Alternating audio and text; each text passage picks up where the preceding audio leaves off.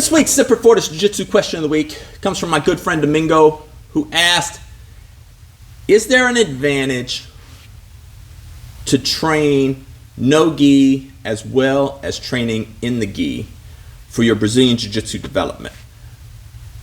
What would be the advantage of also training in no gi? And I thought it was a great question, and I decided I'd make it this week's Brazilian Jiu Jitsu question of the week. And here we go. So I suggest, as you grow through Jiu Jitsu, that you train both gi and no gi for a better all-around game. One way that no gi really helps in your gi development is every submission and technique that you do, that you can do in no gi, you can do wearing the gi. Where the opposite is not true.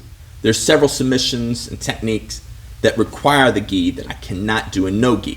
So it's good to do both, because, for example, like let's say I'm trying to add a submission to my best submissions. And let's say I normally train gi, maybe I'm getting ready for a tournament, and I want to add a submission. And my two favorite submissions are the cross collar choke and the loop choke. That's what I'm best at when I train and roll. That's what I'm going for, and that's usually what I'm successful at doing. But I want to add the Kimura. So I want to add that to my game. Well, if I take the gi off and train no gi, I can't rely on my crutch, which is my favorite two submissions. I have to do joint locks. I have to do submissions that don't require the gi. So that would make me better at hitting the Kimura. Or maybe it's the triangle choke I want to do. You know, it's like, oh, well, I can't choke you with your gi. I can't do the techniques with the gi.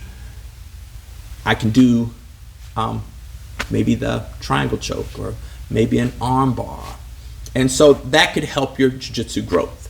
So I think it's very beneficial to do both.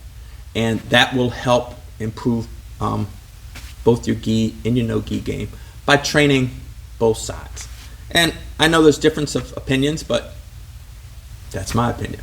So I suggest in your jiu-jitsu journey, even preparing for tournaments, that you train for both, and that will help you in your growth, and it can help you add different submissions to your game. So that's my answer to this week's question of the week. Got any comments or insights? Feel free to make them down below.